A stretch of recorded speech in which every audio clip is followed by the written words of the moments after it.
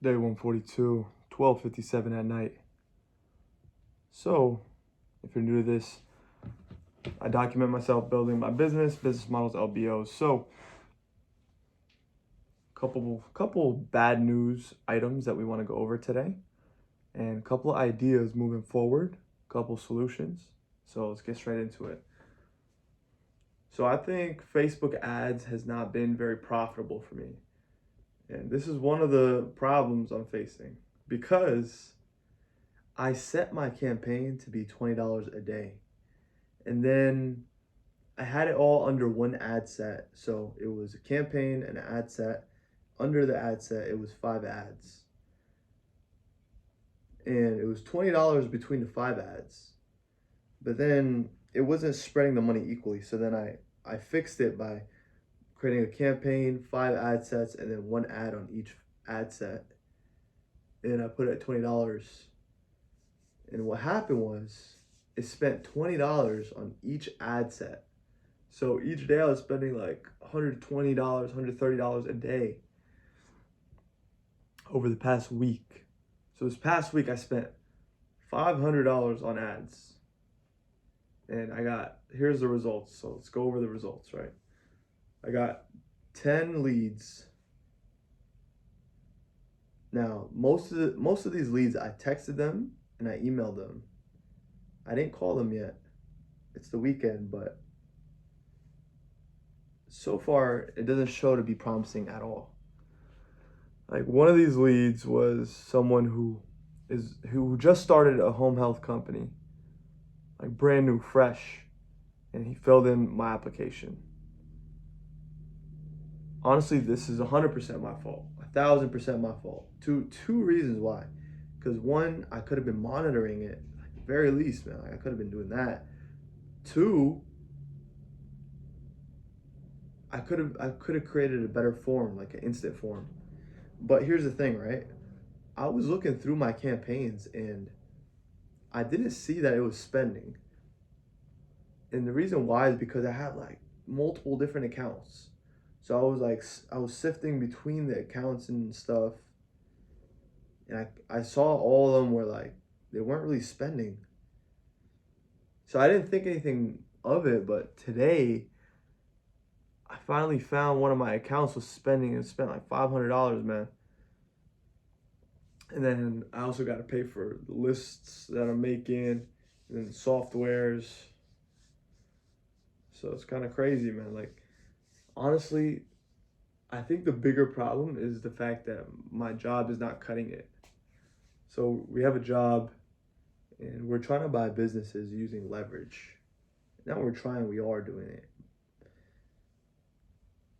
And we have a couple deals on the table. So we're looking for bank finance, right?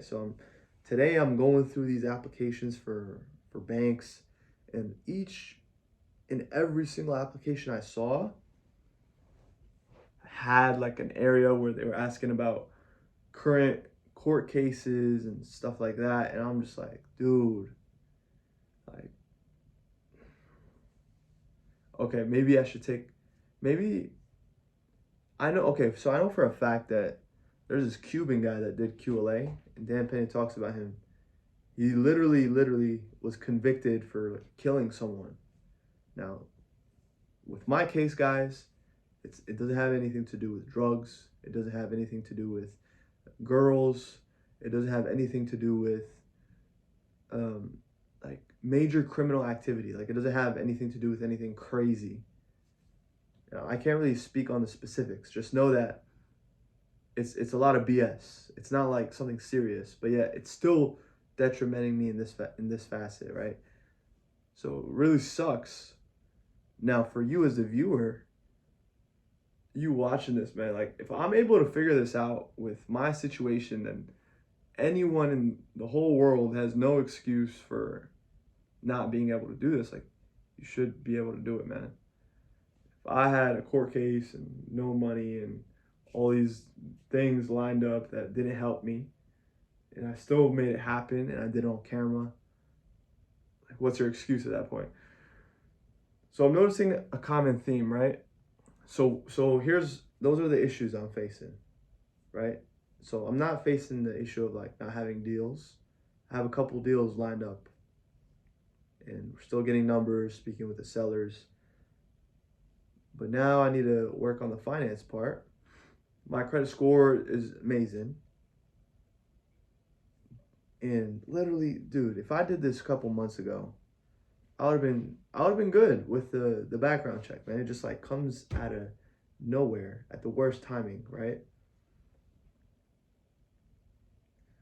Yeah, but this is why this is dangerous. Sharing these videos every single day, sharing your doubts. You never know who's watching this stuff. What if the seller is watching one of these videos? I'm not trying to paint myself in a bad way. I'm gonna get this deal closed. 100%. There's a way for me to do it. So I'm gonna speak with commercial lawyers, what was it? Certain kind of lawyers that are very involved with commercial lending and M&A transactions. I'm not gonna ask the people on my board. I asked the lawyer on my actual court case. He doesn't know much about this kind of stuff, so he's not the right person to ask. I want to speak with brokers, finance brokers. They'll know a lot more about these kind of things. And here's another thing I'm noticing. I'm trying to decide which one I want to talk about first, right? So, big issue, my job's not really cutting it, guys. It's not. It's just too slow with the money. If I stay with it, yeah, like, but it's just not like insane money. Like, it's just not cutting it, right? I don't need to speak numbers. Just know that it's not cutting it, man. Like, I need something more. And it's really taking up like a lot of my important time. So now I'm looking at my job with like, you know, that kind of criticism. Like, okay, I know I'm in a certain situation, so jobs is gonna be kind of iffy. I spoke with this kid today, and he's a UGC creator. Like he creates content on TikTok for brands, right? And this kid sends 4,000 emails a day. 4,000 a day. So here's the numbers that I know. He sends 4,000 a day. He has 200.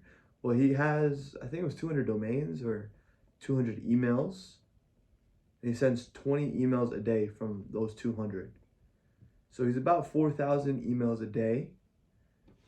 And this kid has so many appointments that he books, and he closes deals. Like he makes like 30K a month from UGC creation. He doesn't even have to show his face on TikTok or anything. Like he has a certain way of doing it. And it's cold email. Man, cold emails are very, very, very powerful, man. They're very powerful. Spoke with a guy yesterday that has his own cold email marketing, whatever. And they do amazing things with that. I get a lot of results from cold emails, right? So basically, what I'm trying to say is you could sell almost anything through cold email, whether it's real estate investors, whether it's UGC, whether it's trying to find deals, whatever. You could do whatever you want if you know how to do cold email. And that's something that I've always been blind to. A lot of people know it, but like they're blind to it. Like they don't see it when it's right in front of them. So I'm like, okay. So I'm thinking about this kid that I was talking to, right? He's getting on these calls and closing deals. I know for a fact if I had his calls, dude, I would be eating. Like imagine like a phone call and then after you're getting paid. Like obviously there's credit card processors, etc., right? But this reminds me of the conversation I had with the QLA guy recently. Something interesting he said was maybe your situation of not being financially in the right position, that's part of your personal foundation. Maybe that is part of your personal foundation. and it really puts a toll on you, on your mental, your emotional bank account when you don't have that part set up. Maybe I'm making excuses, man, but I know that if I had that kind of income, I could supplement it for my job, and then I'd spend so much more of like the day on the business acquisitions. It would be perfect situation for me. So then my mind goes to, okay, if I could sell anything with cold emails, I could get any kind of appointments. So then the real question is, what should I sell with it, right? What's hot right now? What kind of industries are super hot right now? What's a good product for me to sell? And guys, this is just ideas. Like, I'm not saying I'm gonna do this, but these are thoughts, and this is why this is dangerous, man. Like the daily videos.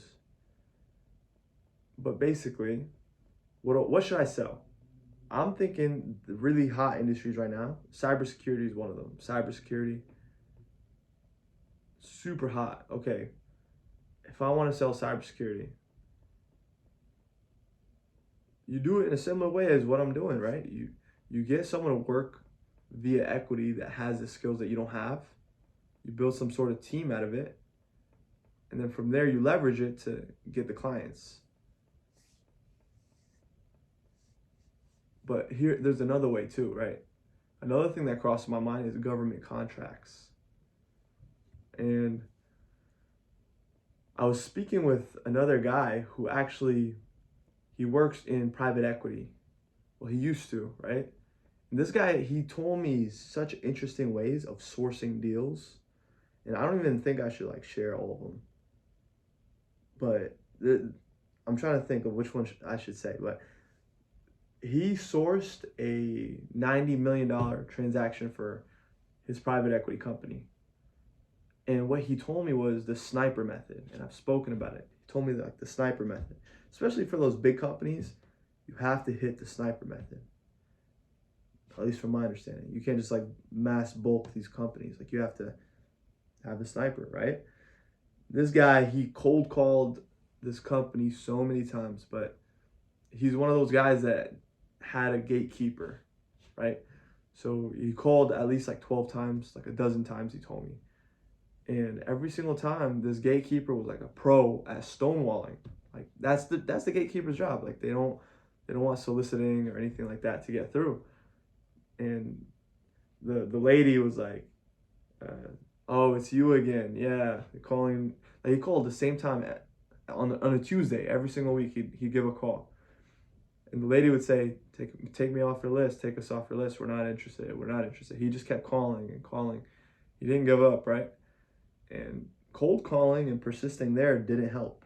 But what he did was a deeper sniper method. He literally studied that company a little bit more. He studied that industry and their problems and the competitors and how to grow it and stuff like that. And he created a PowerPoint presentation and sent it on an email after he's already emailed this guy 35 times. Keep in mind, cold emails, cold calls, 35, generic, whatever. And then when he finally specified it to this guy with the PowerPoint and everything, right, and sent it to him as a cold email, just so, hoping the guy would just respond, right? He sends it, this guy, he responds, they get on a call, they're talking about making a deal. Long story short, they end up closing it, like $90 million transaction. But here's the interesting point behind that story. They had a software company that worked with government contracts. And if you don't know anything about government contracts, they're amazing for whenever you're trying to sell a business, because depending on what kind of contract it is and what kind of vendor you are, not only do governments, the government, the US government, always pays their contracts. They might not always pay on time, but they always pay. So it's a guaranteed, like, this guy made this much money. You know for a fact, right? But the interesting part is sometimes the government will pay you up front before you deliver. So this company was growing so fast because of government contracts. So okay, if I could sell anything with cold email, and then I decide the product, and I could also do it with government contracts. Maybe a government contract could supplement my job, and then it's like big circle. And now I'm just in the rabbit hole at this point. And it's like, what the fuck am I doing?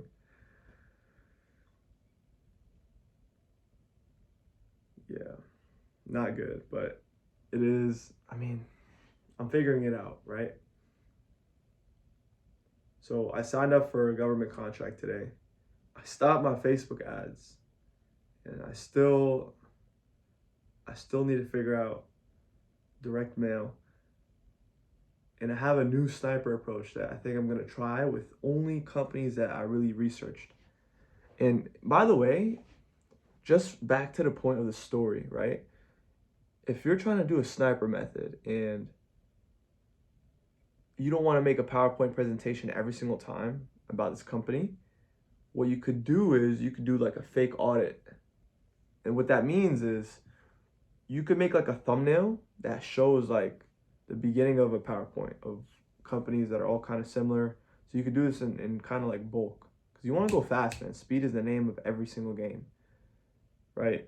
You put as a thumbnail. When the guy says, oh, like it's not working, you send him a real one. Like then you work on it when you get the response. And then another thing, like I'm sure there has to be an AI out there that could make, because there's AIs that make personalized emails. So what about an AI that personalizes a PowerPoint for every email? Right? I'm sure that probably exists or some way of doing that. But yeah, now the cold calls, that's something else I need to get on top of, and I feel bad, man, because there's so many people that believe in me. Like I cannot let go.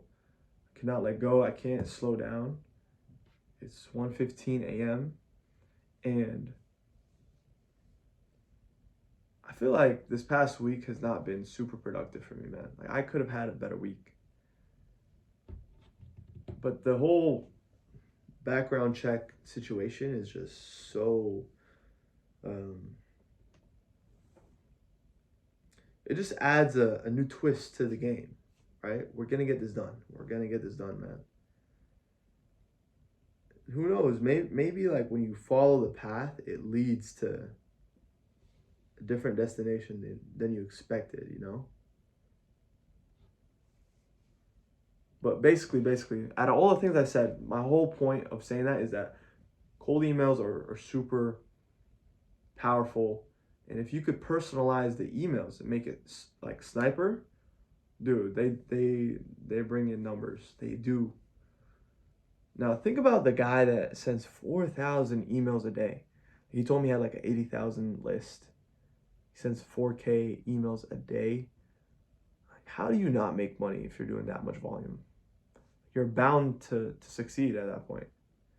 And what's something that you can't sell with that much volume, man? You could be a Nigerian prince with that much volume. You could literally be a Nigerian prince, like a scammer almost. Like you could do anything. Like you could sell a scam, whether it's actually a really good service. Like anything with that much volume is bound to succeed. You have to see something out of that. It's crazy. But yeah.